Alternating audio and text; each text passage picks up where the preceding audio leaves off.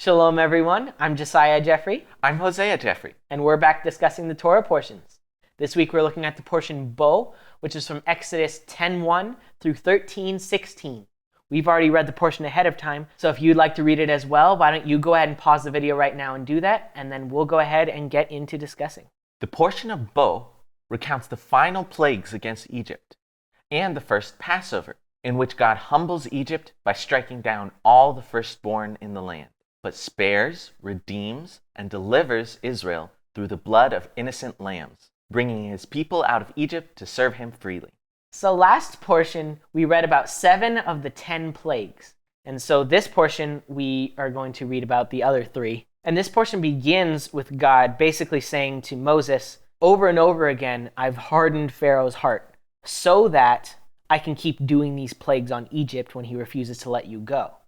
And he says that the reason why he hardens Pharaoh is so that you may tell in the hearing of your son and of your grandson how I made a mockery of the Egyptians and how I performed my signs among them, that you may know that I am Adonai. So last portion, throughout all the plagues, we saw God kept revealing more of his power through each plague. And he was showing Pharaoh and the Egyptians more of his power until finally with the last plague it had gotten to the point where he was showing his power to kill the Egyptians. Yeah. From here, God's basically saying to Moses, at this point, I'm just full on judging the Egyptians, bringing down all my severity on them to show my power to the people of Israel. It's not about showing his power to Egypt anymore. It's about making Egypt a witness for Israel to remember forever. And again, right here at the end, it just says that you may know that I am the Lord, I am Adonai, I am Yod-Heh-Vav-Heh. We've been reading over and over again how God keeps attaching his name to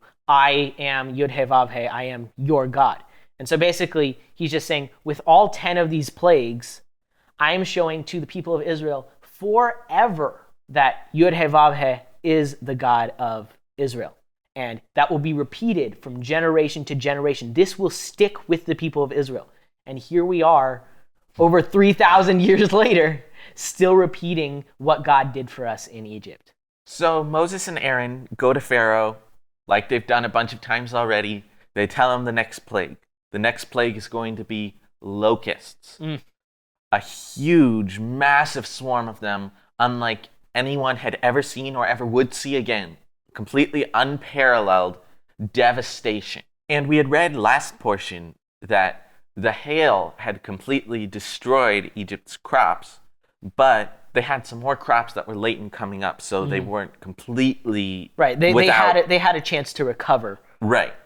But now Moses is saying everything that was left from the hail, the locusts are going to eat. So there will be no more crops in all of Egypt. Yeah, you're going to be starting completely from scratch. So when Pharaoh's servants hear this, they counsel Pharaoh. They say, look, can't you see that they're destroying Egypt? You have to let these people go. You can't keep being stubborn about this. They're going to ruin us. And so Pharaoh, he's like, fine, I'll talk to them. He calls Moses and Aaron and he says, fine, go, serve your God, but just the men. Okay? Like, all your men can go serve God, but leave the other people. Specifically the children. He asked, who are you taking with you? And Moses says, we're taking everybody, our old men, our young men, everybody. And Pharaoh basically says, there's evil in your mind. Why would I ever let your little ones go? Only your men can go. What Pharaoh actually says is, the Lord be with you if ever I let you and your little ones go. So he's basically taunting God. He's saying, like I would ever let your little ones go. If I let your children go, then God must really be with you. Implying that God isn't with them, and so he's not going to let their children go. Oy. So it's like a direct challenge to God, saying, if God really does exist, then I'll let the children go. After he's already been told by his own people, Egypt is being destroyed because of what these dudes are doing. Let them go and serve their God. So Pharaoh is just again exalting himself above God. When Moses and Aaron first appeared to him before warning about this plague, they say, "Thus says Adonai, the God of the Hebrews, how long will you refuse to humble yourself before me, Let my people go that they may serve me. So Pharaoh is saying, it'll be a little while before I humble myself. And so Pharaoh thinks, even if I let their men go, I'm somehow pacifying them, but I still get to keep their family, so they have to come back. So I'm still keeping the people of Israel. And Moses says, no, that's not good enough. We go with everyone.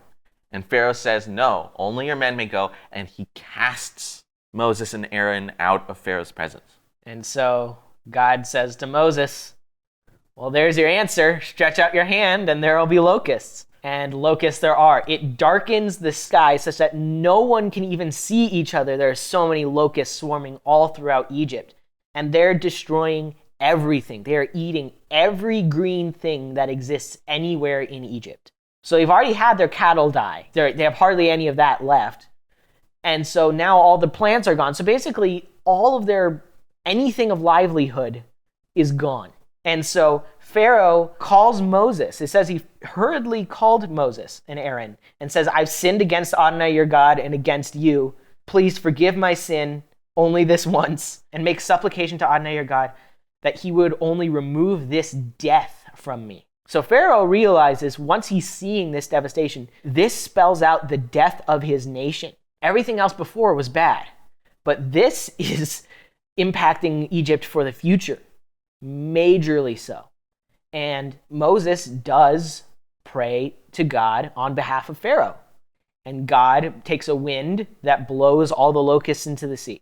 Pharaoh has been sinning against Israel over and over and over again. And he's admitted he was sinning. And he's been haughty. He's admitted he's sinned before. And then when the plague goes away, Pharaoh goes back to sinning. But that doesn't stop God from listening to Moses' prayer on behalf of Pharaoh. All Pharaoh needs to do to stop the plague is ask Moses to ask God. That's it. And then to avoid another plague, all he has to do is do what Moses says.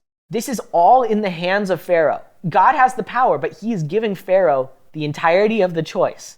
But God is hardening Pharaoh's heart. Pharaoh is hardening his own heart. And so when all the locusts are gone, he doesn't let Israel go. So then for the next plague, God doesn't even bother to send Moses and Aaron to Pharaoh. He just tells Moses, stretch out your hand. We're going to do a new plague. It's going to be darkness over all the land of Egypt. And the darkness is going to be so thick that it will be felt. And so during the 3 days when there's total darkness, no one can do anything. They have to stay at home and sit there and do nothing. Because how can you do anything when there's absolute, complete darkness that you can even feel? So if you can feel the darkness, that would impact your sense of touch, which is the only thing you can use to navigate in the dark. So he's completely disabled the entire nation for 3 days. Well, what was the first thing that God created? Light. The very first thing. And so God has already taken away Egypt's water supply and Egypt's cattle and their crops. And now he's taking away the only thing they have left, light. The universal constant that he created right at the start, he's taking that away from Egypt. But he leaves it for the people of Israel. Once again, showing the distinction he's making. Like he's done through all the plagues. He protects his people Israel to show he's the God of Israel. So then Pharaoh calls Moses again, just like we've seen him do a bunch of times. And this time he says, go ahead, serve God. Even your little ones can go. And so last time he said, your God is with you if I let your little ones go. And now he's saying your little ones can go. So, but Pharaoh is still trying to keep the people of Israel in his grasp. Because he says, you have to leave your flocks and herds, though. You guys can all go, but if you want your property, you have to come back here. And more than that, though, the Israelites would basically not have anything. They'd just be escaping with their lives and the clothes on their back, but not much else, which isn't what God promised. God promised that they would come up with possessions, many possessions.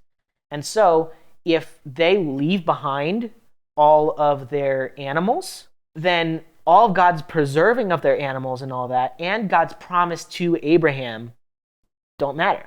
Yeah, I mean, the people of Israel are shepherds. They have been for generations. So the livestock is their livelihood. They can't just leave it behind and be fine. And more than that, Moses' main concern is we need to sacrifice to God. We don't know exactly what animals God's going to want us to sacrifice. We need to have all of our animals with us because God wants a sacrifice. So more than this being for the sake of Israel, they need to bring their flocks for God's sake, to serve God. Let my people go that they may serve me. Yeah, from the beginning.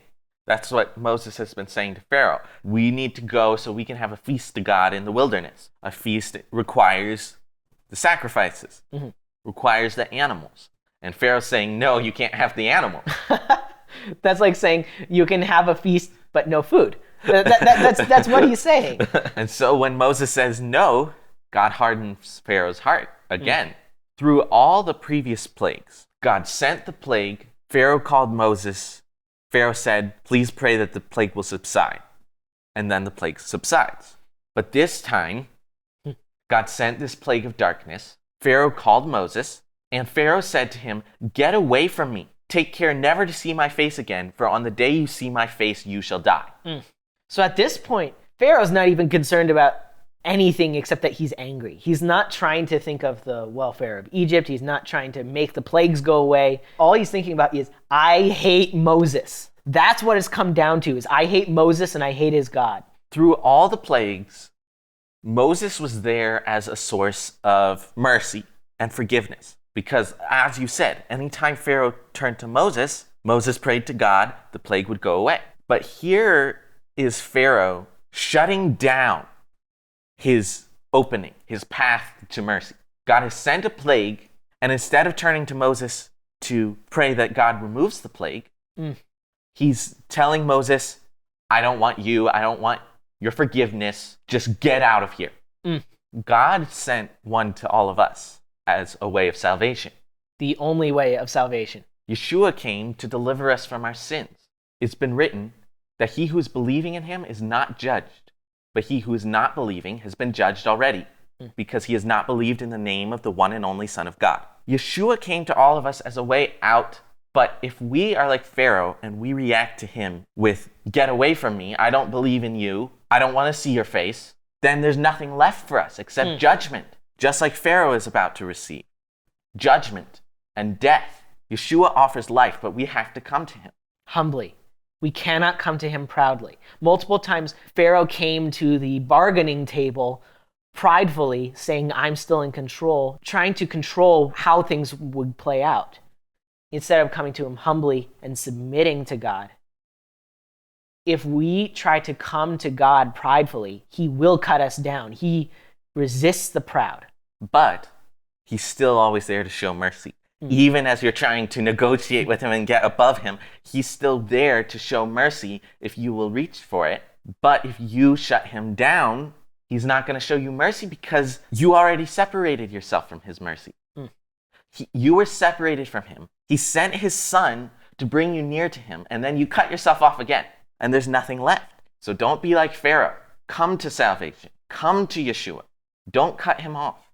So at the beginning of chapter 11, God tells Moses, I'm going to send one final plague. And after this 10th plague, Pharaoh will finally let the people of Israel go. So basically, Pharaoh said, get away from me. You're never going to see my face again. Moses says, you're right. I'm never going to see your face again. And then God says to Moses, wait, I'm going to bring one more plague on Egypt. This is the last one. And Moses says to Pharaoh, God is going to come down and he's going to kill all the firstborn in the land of Egypt, including the firstborn of Pharaoh. So he's telling Pharaoh right now, your son is going to die. Which we saw all the way back in the first portion of Exodus. Because you have held on to my firstborn son, I'm going to kill your firstborn son, is what God said to Pharaoh. He said Israel was his firstborn, so I'm going to kill Pharaoh's firstborn. And so Moses says, every firstborn in all of Egypt is going to die, even the firstborn of the cattle. But for Israel, not one of their firstborn will die, not even a dog will growl against them, because God makes a distinction between Egypt and Israel. Moses has already told this to Pharaoh a bunch of times. Moses is basically saying, for the last time, all right, fine, you're not going to see my face again, but a bunch of people are going to die, and it's because of you. Good day. And he walks out in hot anger. Yeah. And then God says to Moses, Pharaoh is not going to listen to you. That's it. And I'm going to do this last plague. But before that plague, Moses says to the people of Israel, everyone needs to go and ask their neighbor for gold and silver. And God gave the people of Israel favor in the sight of the Egyptians, and they did give them silver and gold. And later in this portion, it'll say, thus they plundered the Egyptians. So this is a preparation for them getting ready to go out because, again, like God said to Abraham, they're going to come out of there with many possessions. So this is going to be the fulfillment of that. They're getting a bunch of possessions from the people of Israel. So adding insult to injury, not only is Egypt going to be stripped of all of its livelihood, now they're being stripped of all of their possessions. Through the plagues, God took away everything Egypt needed, all their livestock, all their crops. But one thing he did not touch through all the plagues were their silver and gold jewelry, the stuff that's completely useless for life, but it helps for having possessions and being rich. Right. So now God's taking even that from them and giving it to his people Israel. And I mean, interestingly, we're going to see later in the Torah, later in the book of Exodus, they're going to be building the tabernacle and all of that, and it's got to be made out of gold and silver. This is where they're getting it. They're getting it from the Egyptians. Yeah. So even though it seems like stuff they don't need, they absolutely need all of this stuff. The Egyptians don't, though. So then in chapter 12, Moses begins to prepare the people of Israel for the Passover, the night when God is going to pass over their houses as he destroys the Egyptian firstborn. And so he proceeds to give a bunch of commands for that specific night and also for everlasting statutes for the people of Israel going forward. And so this is kind of a preview of what a lot of the rest of the Torah is going to look like, where Moses is giving instructions to the people, detailed instructions and commands for how they're supposed to behave and what they're supposed to be doing for them and for their offspring after them. Yeah, this is the first time Moses starts giving the people of Israel a Torah. a large set of instructions on how to live. And it's interesting because it's before they've even left Egypt, before Pharaoh has even said, you can go. But these people were God's people long before they came into Egypt, much less before they come out. And so God has the authority to give these commands. And God's saying, I'm going to deliver you on this night. And so starting now, you have to start following my rules. Yeah, and you have to start following my rules. And not only are these going to be rules for you to keep here in Egypt for this night, but there are instructions for you to keep when you make it to the promised land. So in this, God is also promising that they'll return to the land. The first thing that God commands is basically the establishment of their calendar, saying this month that we're in right now is going to be the first month of the year for you. So this first month, which later in this portion is called Aviv, or Abib in English, this month is going to be the first month of the year. So I just want to take a quick side note and say that in Judaism, the first month of the year is considered to be the month of Rosh Hashanah, the 7th month of the year. So here in Exodus, God is establishing the month that Passover happens in, that's the first month of the year for you. God's going to have a lot more commands later on about his appointed times and special holy days for Israel. And they're all going to be structured around this calendar. And so God's starting that calendar right here. He's saying, this is the beginning, this is the new year. And this is where you start your journey from. All the special times start from here. And then God begins to lay out his instructions for this first appointed time. He says that on the 10th day of the month, each household is to take one lamb or goat and set it aside from the rest of the flock. Now, this lamb has to be unblemished. It needs to be perfect. And they have to set it apart for 4 days, take it away from the rest of the flock, and leave it by itself and take care of it for 4 days. So not only is this lamb unblemished, meaning it's a perfect lamb, you couldn't ask for a better lamb, but also it's set apart. In other words, it's holy. And then on the 14th evening of this first month, they are to sacrifice this lamb. They're to slaughter it at twilight. The Hebrew means between the evening. So basically between sunset and darkness, so during dusk, essentially, is when they're supposed to sacrifice this lamb. And then they're supposed to take the blood of this lamb, and they're going to paint it on the doorposts and the mantle of their doors. And the reason why they're supposed to do this is so that when God goes through the land to kill all the firstborn, he'll see the blood on the doorposts, and it'll be a sign so that God won't go into that house and kill the firstborn. So I just want to take a moment to stop and really consider what this lamb is accomplishing as it's being sacrificed. God is going through Egypt to kill all the firstborn. And yes, God has said that he's making a distinction between Israel and Egypt. But what he's basically saying is that the distinction is being made through the blood of these lambs.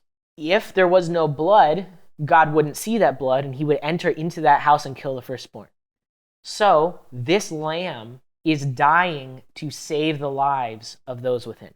In essence, this lamb is dying in place of the firstborn.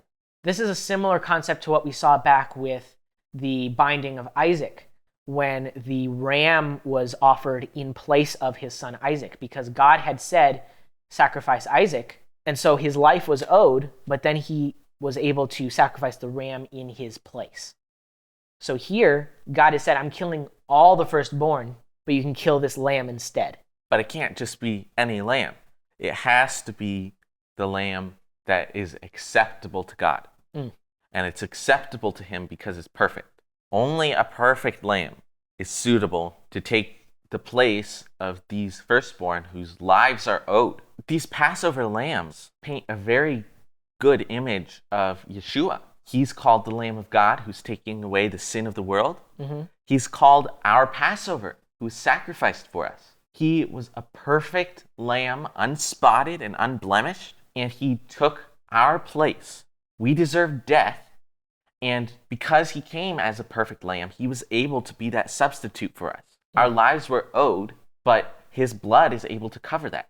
God sees the blood of Yeshua, and he sees he doesn't deserve death anymore. The blood of the lambs was able to be a substitute for the people of Israel when God passed over their homes and saw the blood painted on their doorposts. In the same way, Yeshua's blood can take our place, but only if we paint that blood on the doorposts of our hearts. If we put that blood where anyone can see it, and we do that through believing in him and through proclaiming him. It says if you confess with your mouth that Yeshua is master and believe in your heart that God raised him from the dead, you will be saved. When we do that, we're showing that we're accepting his sacrifice, that we're bringing it to our house, more or less, our heart. And so God will see that, and we will be saved. Our lives will be spared. His blood will make a separation between us and the rest of the world who's coming to judgment. That judgment will pass over us on Judgment Day. I found this concept of painting the lamb blood on the doorposts really interesting because something else Moses will talk about later is writing the commands on your doorposts. A lot of practicing Jews will probably be familiar with that because in Judaism that's been applied today in the form of a mezuzah, which is a little box that contains a few commands and they put it on their doorpost. But I found this really interesting because, yes, it's important to have the commands on the doorposts, whether that's literal or figurative. We can talk about that another time. But the idea of having the commands on your doorposts is important, but that's not the only thing that's supposed to be on your doorposts. God specifically commands this blood to go on your doorposts every year. And this blood delivered the people of Israel. It's good and important to have the commands, but writing the commands on your doorpost doesn't keep God from going into that house to strike the firstborn. Only the blood can do that. And I think that just shows so also in our hearts. Only Yeshua's blood can deliver us. The commands are good and righteous and holy, and we should have them on our hearts and in our minds, always. But no amount of mitzvot can deliver us. No amount of knowing the commands or doing the commands can deliver us from the judgment that comes from death. Only the blood of the Lamb of God. Only the blood of the Lamb of God on the doorposts of our hearts can truly deliver us. Another aspect of the Passover lamb is that this sacrifice is actually to be eaten by the people of Israel who are slaughtering it. It says that each household kills the lamb, and then they roast it with fire, and they eat it. They eat it with matzah and maror, not leaving any of it until morning, and eating it in haste with their staves in their hand, ready to leave the land of Egypt. But especially this concept of eating the sacrifice, it once again reminds me of Yeshua, because Yeshua calls on us to eat his flesh. When he said that, most people were very shocked and very offended. upset. Yeah. How is this one able to give us his flesh to eat? But what Yeshua was saying is that he's like the Passover. He's the sacrifice that comes to save, and we live not only by painting his blood, but also by eating him. He nourishes us. We've talked about this before when we were talking about how Joseph provides grain. And in the same way, Yeshua gave himself as food to save. This lamb, this sacrifice, nourishes. So also, Yeshua nourishes our souls if we eat him. It may sound strange, but we eat him. Yeah, and more than that, the idea of eating Yeshua's flesh, it's basically tying it back to us participating in the sacrifice. It's not like the other sacrifices in Torah where the priests are doing it and the people, all they supply is the animal. In this case, we are participating in Yeshua's act of sacrificing himself by consuming him. Paul says in 1 Corinthians 10, "The cup of the blessings that we bless, is it not the sharing of the blood of the Messiah? And the bread that we break, is it not the sharing of the body of the Messiah? Because there is one bread, we the many are one body, for we all share of the one bread.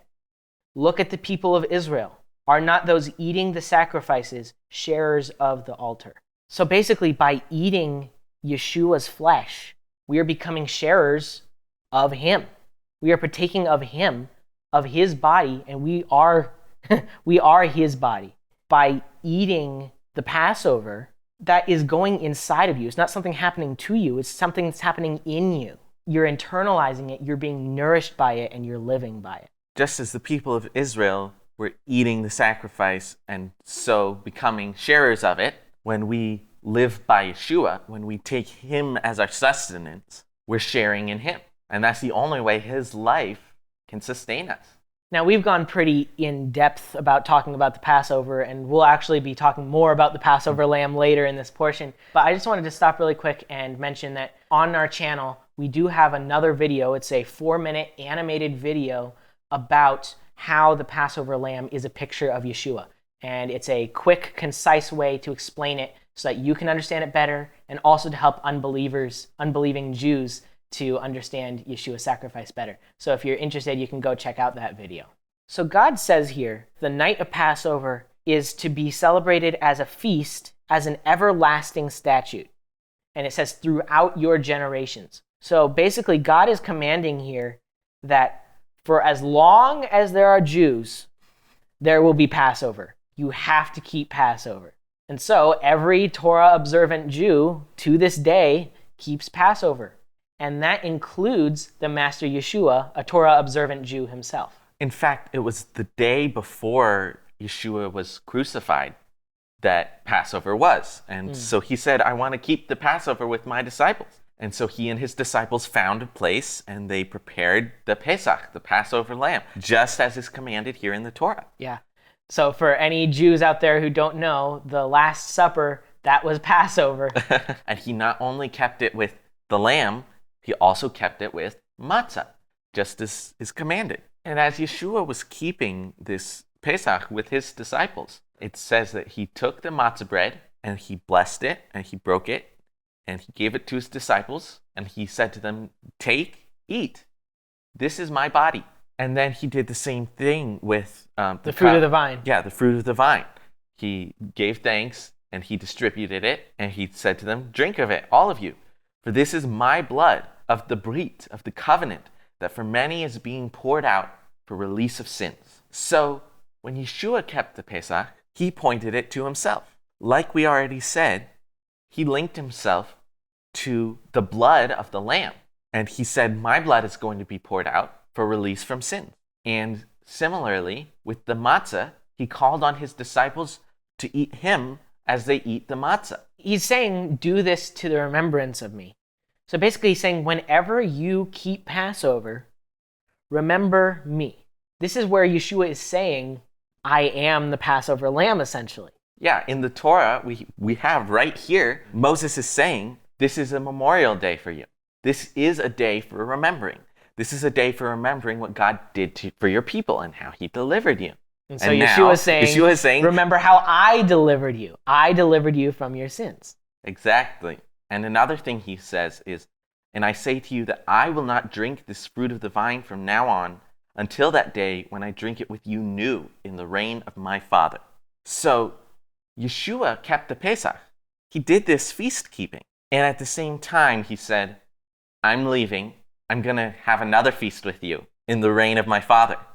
So even then, as he's remembering what happened to his people thousands of years ago, and he's remembering and calling his disciples to remember what's about to happen, he's also telling them to remember the feast that will be a feast better than that of Passover, of a day when we're all reigning with the Father, and a glorious and festive day that will be. The last thing that God says to them about Passover before they actually have Passover is that this event will be an ordinance for you and your children forever. And it will come to pass when you're in the land, your children will ask you, what is this avodah you have? Or what is this service? Or what is this rite that you're doing? Then you'll say to your children, it is the Passover sacrifice to Adonai, who passed over the houses of the sons of Israel in Egypt when he smote the Egyptians, but spared our homes. So Moses is saying that Passover is inherently about the coming generations. You do this to teach your children what God did, to make sure that they never forget what God did for the people of Israel, how God chose the people of Israel, how he made a distinction between the people of Israel and the Egyptians, and how God has the power to save. He's saying that Passover will stand as a memorial, as a statute, as a sign to the people of Israel forever about who Adonai is. I mean, what did he say right at the beginning of the portion? I will show these signs of mine among them, that you may tell in the hearing of your son and of your grandson how I have dealt with the Egyptians. This is codifying that. This is giving the perfect opportunity for everyone to always tell their son and their grandson about how God treated the Egyptians and how God delivered us. This event is the beginning of Israel's independence. It's foundational to the core of what it means to be Jewish. Exactly.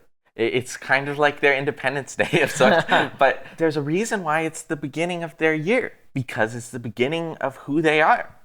It's the starting place, and it always comes back around to that. Again and again and again in the Torah and the rest of Scripture, it always comes back around to, I am Adonai. Yeah. I delivered you from Egypt. Exactly. Even things like Shabbat, we'll see. It's remember that I set you free from Egypt. Everything stems from this point. This is the birthing of the people of Israel. So now, after all the preparations have been made and all the commands have been given, the plague finally happens. The people of Israel have sacrificed their lambs, and the people of Egypt have not. And it says that at midnight, Adonai struck all the firstborn in the land of Egypt, from the firstborn of Pharaoh, who sat on his throne, to the firstborn of the captive who was in the dungeon, and all the firstborn of cattle. And then it says, there was a great cry in Egypt, for there was no home where there was not someone dead. I do want to note, though, there was not a single home where there was not someone dead. And that includes the home of the Hebrews. But instead of the firstborn being dead, it was the death of the Passover lambs. And so finally, Pharaoh calls for Moses and Aaron and tells them, get up and get out of here. Go now, take all your people, take all your animals, worship Adonai your God, just as you've been saying. Take your flocks and your herds, and bless me too. And so just like that, the people of Israel have been set free, and they hurry out of there. God said to eat the Passover in haste. They're going out of there in haste. And the Egyptians are in haste too. They all have seen the death, that comes from coming against the people of God. Exactly. And so they're urgent to get everyone out. They say, we're all going to be dead if they don't get out of here. So, with the Egyptians practically pushing them out and they themselves running to get out, they pack up, they take all their possessions from all their plunderings, and they get out of there. And they take their dough with them for their bread before it's leavened, before it's risen. Because they don't have time for it to rise. Leaven takes time to rise. It has to sit at the right temperature and it has to rise. They don't have time for that. They need to go now. Exactly. So they get up, they go, 600,000 of them. And then some. There's also a mixed multitude that goes with them. There were Egyptians. There were people from other nations who saw the God of Israel and wanted to go with the people of Israel. And that's just the men too. Yeah, there were also a bunch of women and children. Truly, God is bringing about what he said, that he would bring out his people as a great nation, and they would go out with many possessions. And the nation that enslaved them, God would judge. God promised all of this, and it's coming true. And in fact, he said they would be slaves for 400 years. And it says here that after 430 years to the day, the people of Israel are leaving Egypt. That's how long the sons of Israel lived. So from the time that Jacob and his sons went to live in Egypt to the time that they're now coming out, 430 years. Hey, so after we finished filming this episode that you're watching right now, we realized that there was something important that we forgot to bring up, which is that the Exodus itself is a messianic foreshadowing. The prophet Hosea says, "Out of Egypt I called my son." And we'd already seen previously that God had said, "Israel is my son, my firstborn son." And so the prophet Hosea is referring to how God called Israel out of Egypt. But additionally, the book of Matthew says that Hosea was also speaking about the Master Yeshua. We've mentioned previously how when Yeshua was born, Herod wanted to kill him, so he had to flee to Egypt. And then God said, now you can go back to Israel. So the same thing where the people of Israel were living in Canaan. They went down to Egypt. They sojourned there for a while, and then God called them out of Egypt back to the land of Israel. The Master Yeshua did that too. All right, so back to the episode. And it's crazy how this mixed multitude also went up with them. It shows the Egyptians had seen the power of God. They recognized the God of Israel was above all of their gods, and the people of Israel were God's people. And so they wanted to be with that God and with those people. It's similar to, I've mentioned this verse multiple times, but it's similar to Zechariah, where it says that people from all the nations will grab the garment of a Jew and say, "Let us go with you, for we have heard that God is with you." These people want to be with Israel because they've seen what the God of Israel can do. God had said with that last plague that he would pass through Egypt and strike all the firstborn in the land of Egypt, and on all the gods of Egypt he would execute judgments. I am Adonai. All the people of Egypt saw. Their gods were put to shame. Yeah, it's not just the people of Egypt that were put to shame, but the gods of Egypt have been judged and found to be nothing. They couldn't do a thing. They replicated the first few plagues. But when it came to what really mattered, the power over life, it was found that these gods were a sham. These gods were nothing compared to Adonai, the God of the Hebrews. And a multitude of people saw it. A multitude of people said, I'm afraid of that God, and I want to follow him. I don't want to be under this judgment. This shows the power of what God can do through Israel. What God can do when he makes a distinction between Israel and the nations. When he delivers Israel. When he takes that whole people for himself. It's a light that shines like nothing else. And it makes it so that all the people around them realize there's nothing for me here, only judgment. But they have the great God, and I want that God. And it's so when they follow along with Israel, they're brought near to the God of Israel. That's the way they can reach that one true God, because God chose Israel and separated them to glorify himself and reveal himself through them. Because the reality is that the only way to God is through the Messiah Yeshua. And the Messiah Yeshua came through Israel. Yeshua is a Jew. Yeshua himself says salvation is from the Jews. Without the Jews, there can be no salvation for the rest of the world. Now, it doesn't mean that other peoples need to become Jews. Through Yeshua, Jews and Gentiles alike are fellow citizens in the household of God, and we can draw near together to God as Israel and as the nations who have been brought near. But God called the people of Israel to be near him first so that he could draw all peoples to himself. We've talked about how much of the promises of Abraham are being fulfilled. There's one other promise that came even before all those other promises. Blessed in you will be all the families of the earth. God is beginning to show a hint of that even here. People who are not descended from Abraham are being blessed by the God of Abraham. And they're being able to see the God of Abraham through his descendants. Now, the fullness of that prophecy comes through Yeshua, who is himself a blessing to all the families of the earth and a seed of Abraham. But more than that, it'll also come when the people of Israel, the Jewish people, are shining Yeshua's light. Yeshua brought salvation. He brought blessing. But God has given it to the Jewish people to uniquely spread that blessing, broadcast that light to all the nations. It says that even when Jews reject Messiah, there's a way made for Gentiles to be saved and reconciled to God. But when the Jews receive their Messiah, it will bring life out of the dead for the whole world. That's the power that God can do through Israel. Yes, he brought salvation to this mixed multitude by letting them go up with them. Yes, he brought Yeshua, who brings salvation to everyone on earth from sins. But ultimately, one day, the people of Israel will be the ones who broadcast Yeshua's light in a unique way that no one else can, and bring Yeshua's salvation that he paid for. Bring that so that everyone can see and everyone will believe in the God of Israel. As God says through the prophet Isaiah to the people of Israel, I have set you as a light to the nations, for salvation to the ends of the earth. When the people of Israel shine that light, it brings that salvation not just to those around them nearby. It's to the ends of the earth. Every single person on this planet will see it.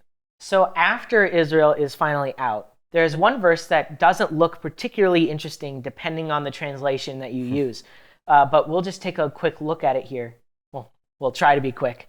In Exodus 12:42 in NAS, it says, "It is a night to be observed for the Lord for having brought them out of the land of Egypt. This night is for the Lord to be observed by all the sons of Israel throughout their generations." So NAS makes it seem like it's just a night to be observed for Jews, and they're observing it for God. Now read it in ESV. In ESV it says, "It was a night of watching by the Lord to bring them out of the land of Egypt.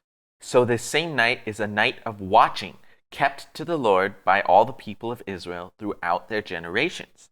So ESV is saying the night of Passover is a night of watching for the people of Israel. The people of Israel are supposed to watch. Because God watched on that first night. So there's a little bit of ambiguity here, because the word that NAS translates as observed and the word that ESV translates as watching, this particular form of the word only occurs in this verse. So that makes it a little bit ambiguous. But even though this word only occurs in this one verse, the root of this word is the same as the word for "you shall observe this day" or whatever. So that's why NAS translates it that way. However, this word is a unique word. It has a common root, but it is a distinct word. And we've looked at some lexicons, and they do indicate that it's a time of watching or a time of keeping vigil. The root word from which this word is derived is a word for keeping or guarding. And so sometimes it carries the connotation of keeping watch, as it is here. The idea is a watchman is staying alert to keep watch for the city. And so he's guarding the city, keeping it safe. And one of the reasons why we can come to this conclusion is because this is also what the people of Israel did the very first time. When they ate it with their belts fastened and their sandals bound, and they ate it in haste, they were eating at attention. They were watching. They were ready to go at a moment's notice. Exactly. So in the same way, Moses is saying this night throughout the generations of Israel is a night for keeping alert, keeping ready, watching. And the reason why he says that is because God did it for us. And not only did Adonai keep vigil that first night, and the people of Israel keep vigil that first night, but the Master Yeshua also kept vigil on the night of his final Passover and the night on which he was handed over and arrested. When he went away to pray that night, he told his disciples, stay awake and pray. And then when he found them sleeping, he woke them up and said, you couldn't even stay awake for an hour.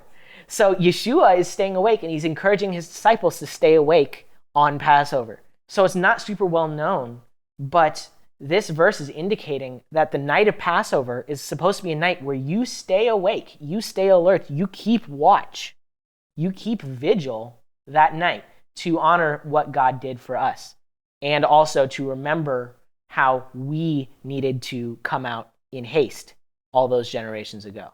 So now that the people of Israel are out of Egypt, Moses said to them, all the firstborn of the people of Israel belong to God. Whether they're man or whether they're beast, they are God's. And Moses says, when you or your sons are wondering, what does this mean? Why do the firstborn belong to God? You're supposed to remember, Pharaoh wouldn't let the people of Israel out, but God delivered us by striking down all the firstborn in the land of Egypt, both the firstborn of man and the firstborn of animals.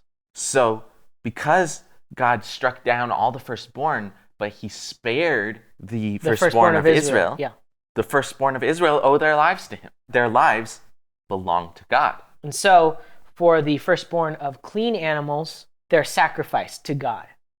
For the firstborn of unclean animals or of people, they're supposed to be redeemed. We'll see later how the firstborn are redeemed. But here it says that the unclean animals are redeemed with a lamb, which is a clean animal. And it says, if you don't redeem the unclean animal with a lamb, then you have to break that animal's neck. So for every firstborn of Israel, a life is owed because of those Passover lambs, because of what God did that first night. God provided the lamb, and now their lives belong to him. Like these firstborn, God provided the Lamb of God, Yeshua, for us, and now we belong to him. We have to give up everything that we have to follow the Messiah. Now, Moses has one more command for the people of Israel now that they're out. Moses says to them again, remember this day that you came out of Egypt, out of the house of slavery. Remember that God brought you out. How do you remember? By not eating leavened bread. It's the first month, and when you go into the land, this is the month that you're going to keep this service, this avodah, that you're going to stay away from leaven, get it out of your territory, and eat matzah. And eat matzah for 7 days. He's saying how important this is. You're not only not supposed to eat the leaven, it says no leavened bread shall be seen with you, and no leaven shall be seen with you in all your territory. And this is so that you can tell your sons, it's because of what Adonai did for me when I came out of Egypt. He says it's a sign on your hand and a memorial between your eyes, that the law of Adonai may be in your mouth. Getting all the leaven out of Israel every year is for the sake of remembrance. It's for a visible, tangible sign that the entire people of Israel can see to remember the day that they left Egypt. And similarly, Paul teaches about Passover. In the same passage where he says that Messiah is our Passover, he says, clean out the old leaven of evil and wickedness, that you may become a new batch of dough, so that you may keep the feast with the matzah of sincerity and truth. So basically, Paul is drawing a parallel where the leaven represents sin and the matzah represents righteousness. Basically saying the Israelites, they left all of their leaven back in Egypt, in the land of slavery and bondage and death. And they came out of there with matzah, completely free from anything leavened. And so when Messiah saved us, we were set free from our old lives of sin, of slavery to sin. We're now set free without any sin left. We're made new. We're made clean. We're made unleavened. Yeah, just as the people of Israel were in haste to get out of Egypt, out of the house of slavery. So also, we've been set free, so we should be in haste to get away from our old lives of sin and death. Exactly. We should be seeking to get it all out, leave no leaven in our lives. We should be like the matzah. And when we do that, it's a visible, tangible sign. It's like a sign on our hand or a memorial between our eyes. It's continually present in our thoughts and our actions. That's what that represents, our thoughts and our actions. Anyone can see when we are acting without the leaven of wickedness. We can see. And we should always remember how Yeshua delivered us from our old lives and we got out of there in a hurry. And now we are free and we are clean. And so I think the takeaway from this whole portion is to remember and act according to God's salvation. In the same way that God delivered the people of Israel, and the people of Israel in turn have to remember what he did, we also have to remember what Yeshua did for us. The people of Israel have to keep the Passover every year and repeat it to their sons so that they remember. They have to put that blood on their doorposts. They have to eat that lamb. They have to eat that matzah. They have to get all that leaven out of their homes to remember God's salvation and to live according to that salvation. We're called to the same calling. We also need to clean out the old leaven. We also need to eat and drink the Lamb of God.